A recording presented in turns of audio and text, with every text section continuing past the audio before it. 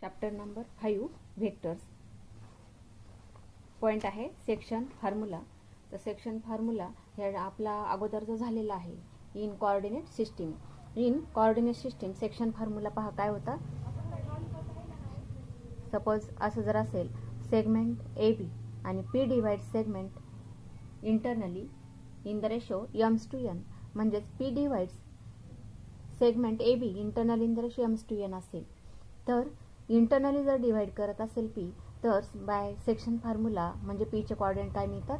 जर एचे coordinate x1 y1 असतील, बीचे कोऑर्डिनेट x2 y2 असतील, तर सेक्शन फॉर्म्युला आपल्याला माहित आहे तो आहे mx2 plus nx1 divided by m plus n, आणि y कोऑर्डिनेट काय येतो my2 plus ny1 divided by m plus n. असा हा सेक्शन फॉर्म्युला अगोदर पाहिलेला आहे. तर आता आपल्याला पाहायचा आहे तो 3D फॉर्म मध्ये पाहायचा आहे. तर सेक्शन फॉर्म्युला पहा पुन्हा. तर हे सेक्शन फॉर्म्युले दोन आहेत, म्हणजेच आता जो आपण पाहिला mx2 plus nx1 divided by m plus n आणि my2 plus ny1 divided by m plus n, हा सेक्शन फॉर्म्युला आहे फॉर इंटरनल डिव्हिजन. आणि एक्सटर्नल डिव्हिजनचा जर आपण पाहिला, suppose P divide segment A B externally, म्हणजे हा बाहेरच्या बाजूने जर डिवाइड करत असेल तर कोणत्या रेशोमध्ये डिवाइड करतो तो हा m आणि हा रेशो असतो n. तसं इंटरनल डिव्हिजनमध्ये लेंथ ए पी m आहे, लेंथ पी बी n आहे. आणि जर एक्सटर्नल डिवाइड करत असेल तर तो कोणत्या फॉर्ममध्ये length A P m length B P n आहे. तर या पीचे कोऑर्डिनेट काय मिळतात mx2 minus nx1 divided by m minus n, आणि y कोऑर्डिनेट येतो my2 minus ny1 divided by m minus n. म्हणजेच सेक्शन फॉर्म्युले दोन टाईपमध्ये आपण पाहिलेले आहेत, इंटरनल डिव्हिजन आणि एक्सटर्नल डिव्हिजन. तर आपण व्हेक्टरमध्ये पाहत आहोत 3D सिस्टीममध्ये. तर थेरम आहे section formula for internal division, आणि हा जो थेरम आहे तर स्टेटमेंट पहा. Let A in bracket A bar and B in bracket B bar be any two points in the space and R in bracket R bar be a point on the line segment A B dividing it internally in the ratio m's to n, then r bar equal to mb bar plus na bar divided by m plus n. आता ह्या ठिकाणी proof मध्ये पहा काय दिलेले आहे आपल्याला. ए बार आणि बी बार दिलेले आहेत, आणखी आर बार सुद्धा दिलेला आहे. म्हणजे हे काय आहे, R position vectors of points कोणत्या पॉइंटचे आहेत पहा. ए बार कशाचा आहे, ए चा आहे. त्यानंतर बी बार म्हणजे कॅपिटल बी चा आहे, आणि आर बार म्हणजे आर चा पोझिशन व्हेक्टर आहे रिस्पेक्टिव्हली. म्हणजे A bar B bar and R bar R position vectors of points A B and R respectively. मग पोझिशन व्हेक्टर सुद्धा आपण या अगोदर पाहिलेले आहे. पोझिशन व्हेक्टर म्हणजे काय, suppose point A having coordinate X Y Z, then A bar म्हणजे पोझिशन व्हेक्टर, आणि याचा पोझिशन व्हेक्टर काय येतो मग X i cap plus y जे कॅप प्लस झेड के कॅप. असा हा आपल्याला पोझिशन व्हेक्टर ह्या पॉइंटचा पोझिशन व्हेक्टर मिळतो. तर आता इथे पोझिशन व्हेक्टर्स दिलेले आहेत. आणखी काय म्हटलं, R divides segment A B internally, म्हणजेच आर हा आतल्या बाजूने ए ला सेगमेंट ए बी ला डिवाइड करतो. कोणत्या रेशोमध्ये डिवाइड करतो तो एम्स टू एन ह्या रेशोमध्ये तो डिवाइड करतो. म्हणजेच R divide segment A B internally in the ratio R divides segment A B internally in the ratio. तर रेशो कोणता आहे पहा, in the ratio AIIMS to N ह्या रेशोमध्ये तो डिवाइड करतो. मग या रेशोमध्ये जर डिवाइड करत असेल तर आता आपण पाहिलं होतं इन कोऑर्डिनेट सिस्टीम, तर रेशो काय होता एपी टू पी बी होता. म्हणजेच लेंथ एपी काय होतं एम आणि लेंथ पी बी किती होतं एन होतं. तसं आता काय येईल पहा, length A R divided by length R B equal to काय मिळेल एम अपॉन एन. म्हणजे हा रेशो आहे. लेंथ एम म्हणजे ए आर, एन म्हणजे आर बी. म्हणजेच डायरेक्शन पहा ए आर आणि आर बी अशी डायरेक्शन आहे, कारण सेगमेंट ए बी म्हणतो म्हणून इनिशियल पॉइंट आहे व्हेक्टरचा ए, म्हणून ए कडून डायरेक्शन कुठे आहे बी कडे आहे. बी आहे टर्मिनल पॉइंट आहे. तर length A R upon R B equal to काय येतं, एम अपॉन एन. ही महत्वाची कंडिशन आहे. तर याचं लेंथचं कन्वर्शन व्हेक्टरमध्ये करायचं आहे. व्हेक्टरमध्ये काय लिहिता येईल आपल्याला, mod of A R bar divided by mod of R B bar, mod of R B bar equal to M upon N. काय केलं आपण, लेंथचं कन्वर्शन व्हेक्टरमध्ये केलं. याचा अर्थ काय, व्हेक्टर म्हणजेच काय आहे, सेगमेंट आहे, आणि लेंथ ऑफ सेगमेंट म्हणजेच मॅग्निट्यूड ऑफ व्हेक्टर, म्हणजेच आपण लेंथचं कन्वर्शन व्हेक्टरमध्ये केलं. आता डायरेक्शन पहा, आपल्याला हे मॅग्निट्यूड केव्हा काढता येईल, जर दोघांचं डायरेक्शन सेम असेल. मग direction of A R bar and R B bar हे कसं आहे, मग डायरेक्शन ए कडून बी कडे आहे, म्हणजे ए कडून आर कडे आणि आर कडून बी कडे आहे. याचा अर्थ डायरेक्शन दोघांची सेम आहे. Direction of A R bar and R B bar are same. Direction same असेल तर काय स्टेप येईल, therefore A R bar divided by R B bar equal to काय येईल, एम अपॉन एन येईल. म्हणजेच दोघांचे डायरेक्शन सेम आहेत, म्हणून आपल्याला त्याचं मॅग्निट्यूड काढता आलं. देअरफॉर आता क्रॉस मल्टिप्लिकेशन केलं तर काय येईल, n multiply A R bar equal to M multiply R B bar. Therefore n multiply A R bar म्हणजे काय लिहायचं, in position vector R bar minus A bar equal to M multiply R B bar म्हणजे B bar minus R bar. Therefore आता n ने multiply केलं तर काय लिहिता येईल, n R bar minus N A bar equal to M B bar minus M R bar. Therefore आता M R bar आपण ह्या साईडला घेऊ, याच्या साईडला मायनसचं काय होईल, प्लस होईल, आणि एन ए बार हा पुढच्या आर एच्या साईडला घेऊ, मायनसचं काय होईल, plus. Therefore m R bar plus n R bar equal to M B bar plus N A bar अशी स्टेप आपल्याला लिहिता येईल. देअरफॉर आता आर बार कॉमन येईल, ब्रॅकेटमध्ये किती आलं, M plus N equal to M B bar plus N A bar. Therefore R bar equal to M B bar plus N A bar divided by M plus N. हा आपल्याला आरचा position vector या ठिकाणी मिळतो. म्हणजे काय म्हटलं, R divide segment A B internal in the ratio M's to N, then R bar equal to M B bar plus N A bar divided by M plus N. अशा पद्धतीने आपण याचा प्रूफ पाहिलेले आहे. हे बोर्ड एक्झामला याचं proof विचारलं जातं.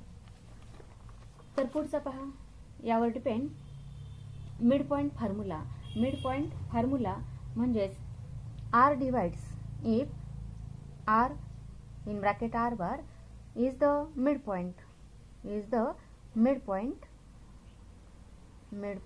of segment AB हा जर AB चा मिड पॉइंट असेल, मिड पॉइंट याचा अर्थ बरोबर मध्यावर हा पॉइंट आहे, मध्यावर असेल तर ए आर इक्वल टू काय असेल, आर बी असेल. Length A R equal to R B असेल, म्हणजे सारख्या अंतरावर हा पॉइंट आहे ए पासून आणि बी पासून. तर length A R equal to R B म्हणजेच काय म्हणता येईल, if R in bracket R bar is the mid point of segment A B, then R divides segment A B in the ratio internally in the ratio कोणता ratio येईल, मग सारखाच येईल, aims to M किंवा एन्स to N असं म्हणू. म्हणजेच किती येईल, 1:1 ह्या रेशोमध्ये तो आर डिवाइड करेल. आणि therefore R bar equal to by using section formula M ची व्हॅल्यू 1, एन ची व्हॅल्यू सुद्धा 1, म्हणजेच 1 multiply B bar plus 1 multiply A bar divided by 1 plus 1 that is equal to A bar plus B bar divided by 2. अशा पद्धतीने आपल्याला mid point formula मिळतो. मग काय म्हटलं, आर जर ए बीचा मिड पॉइंट असेल तर काय येतं, आर बार म्हणजे A bar plus B bar divided by 2. पण जर असं असेल, हा आपण याला म्हटलं पी क्यू, आणि इथे जर पॉइंट आर असेल, R is mid point of segment P Q, तर काय लिहाल, R is mid point of segment P Q, तर काय येईल, R bar equal to P bar plus Q bar divided by 2, where P bar and Q bar R position vectors of point P and Q respectively. अशा पद्धतीने आपल्याला mid point formula वापरता येतो. ठीक आहे. आता पुढचा पाहायचं आहे आपल्याला section formula for external division. Section formula for external division. त्याचं स्टेटमेंट पहा. Let A in bracket A bar and B in bracket B bar be any two points in the space and R in bracket R bar be the third point on the line AB dividing the segment AB externally in the ratio m to n. Then r bar equal to mb bar minus na bar divided by m minus n. आता काय म्हटलेले पहा proof मध्ये आपल्याला अगोदर काय level let a bar b bar and r bar are position vectors of points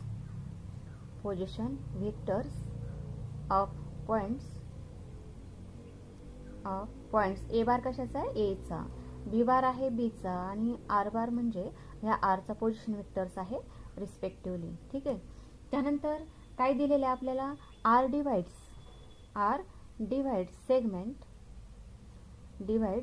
segment A B externally in the ratio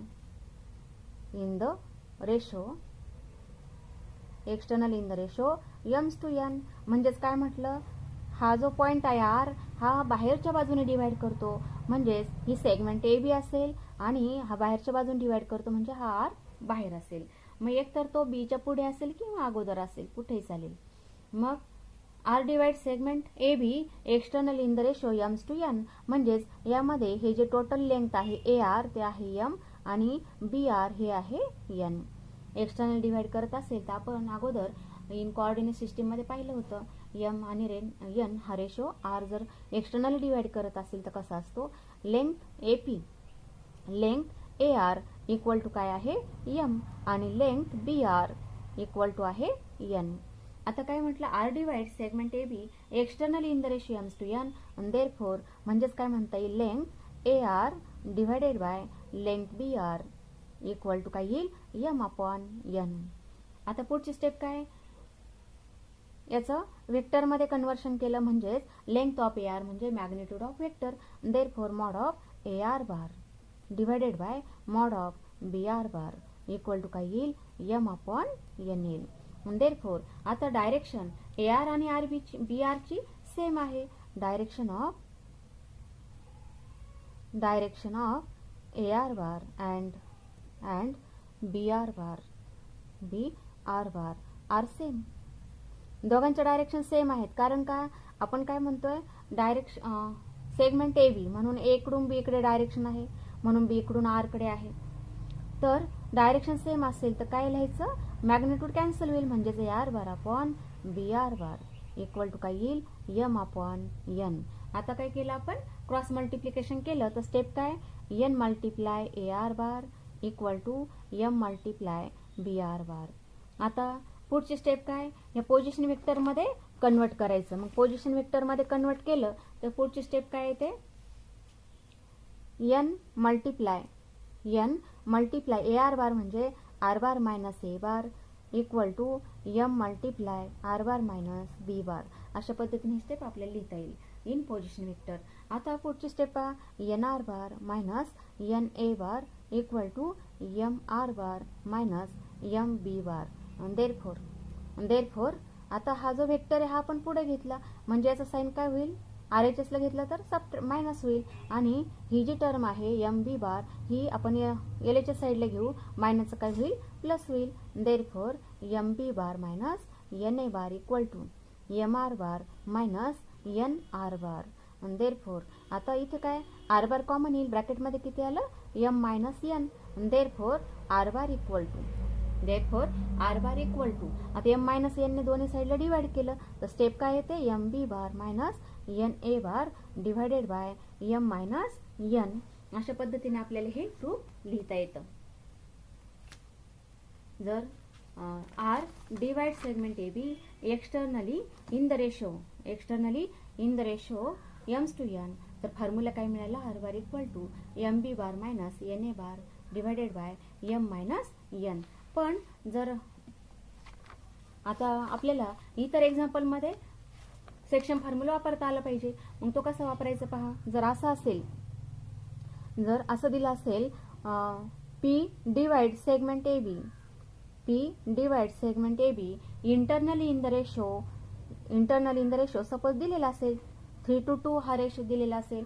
P divides segment AB internally in the ratio 3:2 तर हा P बार म्हणजे काय लिहिता येईल आपल्याला P बार इक्वल टू आता M म्हणजे किती आहे 3 आहे ही M ची व्हॅल्यू आणि नंतरचं पोझिशन वेक्टर काय येईल B bar plus 2 multiply A bar divided by 3 + 2 असं आपल्याला एक्झाम्पलमध्ये याची व्हॅल्यू सेक्शन फॉर्म्युला वापर करता येईल. आणि जर एक्सटर्नली डिवाइड करत असेल जर P हा एक्सटर्नल डिवाइड करत असेल तर इथे काय होईल फक्त मायनस साइन येईल 3B bar minus 2A bar divided by 3 - 2 अशा पद्धतीने आपल्या सेक्शन फॉर्म्युला एक्झाम्पलमध्ये वापरता येईल. ठीक आहे.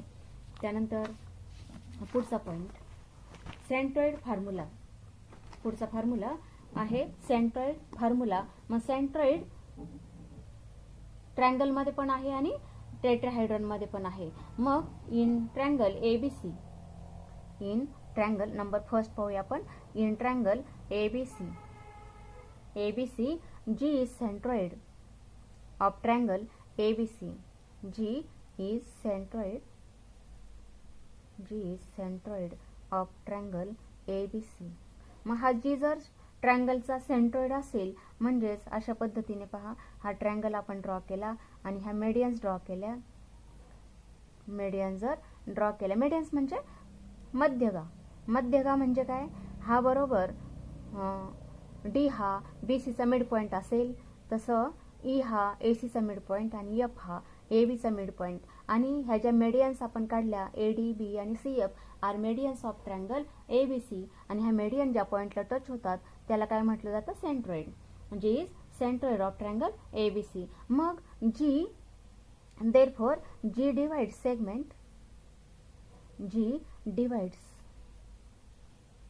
divides segment किंवा मेडियन म्हणूया आपण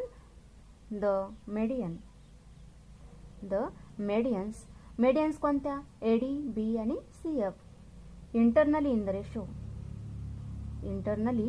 द रेशो तो रेशो काय असतो मग 2:1 ह्या रेशो मध्ये तो डिवाइड करतो. आणि therefore G bar equal to formula काय मिळतो आपल्याला जर सेक्शन फॉर्म्युला आपण वापरला तर काय स्टेप येईल पहा इथे G बार इक्वल टू आता आपण डायरेक्ट फॉर्म्युला लिहू किंवा अगोदर एक स्टेप पाहूया. G बार म्हणजे काय लिहिणार suppose G divide segment AD internal in the ratio 2:1 जर असं असेल तर काय लिहिता येईल आपल्याला 2D bar plus 1 multiply A bar divided by 2 + 1 अशा पद्धतीने लिहिता येतं. आता D म्हणजे mid point of BC. Therefore by using mid point formula D बार म्हणजे काय लिहायचं B bar plus C bar divided by 2 plus A bar divided by 2 + 1 3 म्हणजेच इथे 2 कॅन्सल झालं किती आलं B bar plus C bar plus A bar divided by 3 that is G bar equal to A bar plus B bar plus C bar divided by 3 हा आपल्याला centroid formula मिळतो. म्हणजे फक्त फॉर्म्युला हा लक्षात ठेवा. G is centroid of triangle ABC then G bar equal to A bar plus B bar plus C bar divided by 3 हा formula फक्त आपल्याला सेंट्रॉइड फॉर्म्युला महत्त्वाचा आहे. आता नंबर सेकंड पहा. In tetrahedron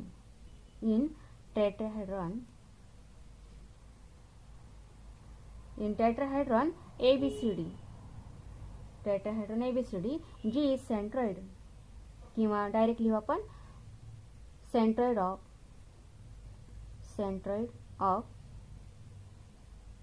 tetrahedron is G bar equal to A bar plus B bar plus C bar plus D bar divided by 4 हा आहे centroid of tetrahedron. तर एक्झाम्पल पाहू याच्यावर आपण.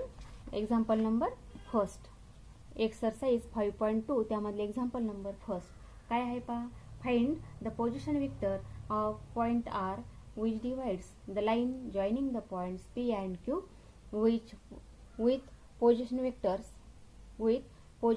vectors are 2i cap minus j cap plus 3k cap and minus 5i cap plus 2j cap minus 5k cap in the ratio 3:2, number first internally आणि number second externally. त्याचं solution पहा काय म्हटलेलं आहे. R divides, number first लिहूया आपण, R divides segment. Segment कोणती आहे. Joining the points P Q, याचा अर्थ सेगमेंट पी क्यू. मग फर्स्ट पाहू आपण internally in the ratio. Internally in the ratio दिलेला आहे आपल्याला. काय दिला. 3:2 दिलेला आहे. म्हणजे m ची व्हॅल्यू किती आहे. Therefore m equal to 3 and n equal to 2 आहे. m इक्वल टू 3 आणि n ची value 2. Therefore r bar equal to bisection formula. मग r जर AB ला डिवाइड करत असेल m:n रेशोमध्ये, तर r बार काय लिहिला आपण. mb बार प्लस na बार divided bye m plus n. म्हणजे आता m ची व्हॅल्यू 3 आहे. मल्टिप्लाय नंतरचा जो पॉइंट आहे त्याचा पोझिशन वेक्टर अगोदर लिहिला जातो. म्हणजे काय येईल. q बार प्लस n ची व्हॅल्यू 2 आहे. नंतर ह्या p चा पोझिशन वेक्टर p बार डिवाइडेड बाय 3 प्लस 2. आता p बार काय दिलेला आहे पहा. p बार आहे 2i cap minus j cap plus 3k cap आणि q बार काय होता. -5i cap plus 2j cap minus 5k cap. हे आपल्याला इथे दिलेलं होतं पहा. विथ पोझिशन वेक्टर्स, म्हणजे p चा पोझिशन वेक्टर हा आहे, q चा पोझिशन वेक्टर हा आहे. आपण इथे फक्त लिहिलेलं आहे. ठीक आहे. आता r बार म्हणजे काय लिहाल. 3 multiply -5i cap plus 2j cap minus 5k cap plus 2 multiply p bar म्हणजेच 2i cap minus j cap plus 3k cap divided bye 2 plus 3 किती झाले 5. देअरफॉर इक्वल टू 3 ने मल्टिप्लाय केलं पूर्ण ब्रॅकेटला तर -15i cap plus 6j cap minus 15k cap आणि 2 ने ब्रॅकेटला multiply केलं तर किती झाले 4i cap minus 2j cap plus 6k cap divided by 5. Therefore equal to -15i cap आणि प्लस 4i कॅप म्हणजे टोटल किती. टोटल -11i कॅप आणि 6j cap minus 2j cap म्हणजेच किती राहिले प्लस 4j कॅप आणि -15k cap plus 6k cap म्हणजेच किती -9k कॅप डिवाइडेड बाय 5. म्हणजेच आपल्याला काय विचारलं. Find the position vector of point R. म्हणजेच R चा आपल्याला पोझिशन वेक्टर विचारलेला आहे. तर पोझिशन वेक्टरची व्हॅल्यू काय आली मग मायनस. आता हाच पॉइंट कसा लिहिता येईल आपल्याला. Equal to -11/5i cap plus 4/5j cap minus 9/5k cap असं आपल्याला पोझिशन वेक्टर लिहिता येईल पहा. त्यानंतर नंबर सेकंडला काय म्हटलं. एक्सटर्नली आहे. म्हणजेच काय लिहिता येईल पहा. नंबर सेकंड याच्यामध्येच नंबर सेकंड आर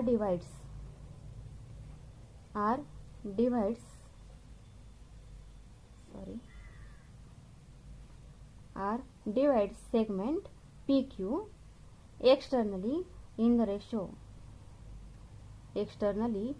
रेशो 3:2. तर आता स्टेप काय लिहिता येईल मग. एक्सटर्नल डिवाइड करत असेल तर सेक्शन फॉर्म्युला काय होता. mb bar minus na bar divided bye m minus n.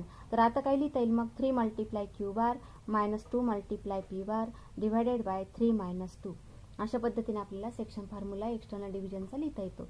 Therefore equal to 3 multiply q bar म्हणजेच -5i cap plus 2j cap minus 5k cap minus 2 multiply p bar म्हणजेच 2i cap minus j cap plus 3k cap divided by 1. Therefore equal to -15i cap plus 6j cap minus 15k cap minus 4i cap minus plus 2j cap आणि minus 6k cap.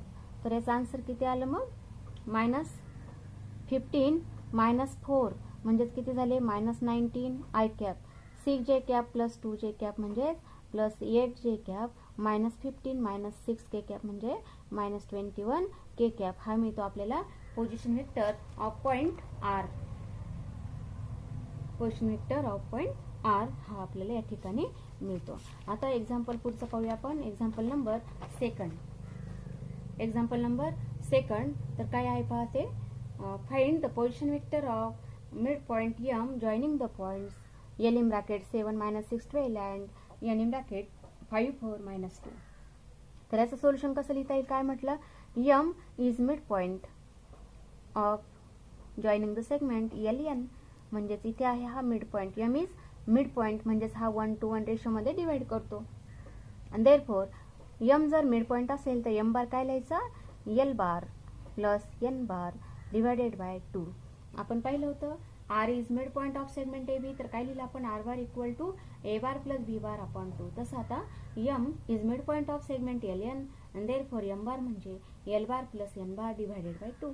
तर आता आपण l बार काय आहे तो पाहू. l बार म्हणजे l चा कोऑर्डिनेट काय, 7 मायनस 6 12, म्हणून l बार इक्वल टू काय लिहाल, 7i cap minus 6j cap plus 12k cap. आणि n बार म्हणजे n चे कोऑर्डिनेट आहेत 5 4 मायनस 2, देअरफॉर n बार आहे 5i cap plus 4j cap minus 2k cap. Therefore equal to 7i cap minus 6j cap plus 12k cap plus n bar म्हणजे 5i cap plus 4j cap minus 2k cap divided by 2. That is equal to 7i cap plus 5i cap म्हणजेच किती मिळतात, 12i cap minus 6j cap plus 4j cap म्हणजेच minus 2j cap आणि 12k cap minus 2k cap किती राहिले, 10k cap divided by 2. Therefore equal to 12i cap divided by 2 minus 2j cap upon 2 आणि plus 10 upon 2k cap. Therefore equal to 6i cap minus j cap plus 5k cap. हा मिळतो आपल्याला position vector of point m.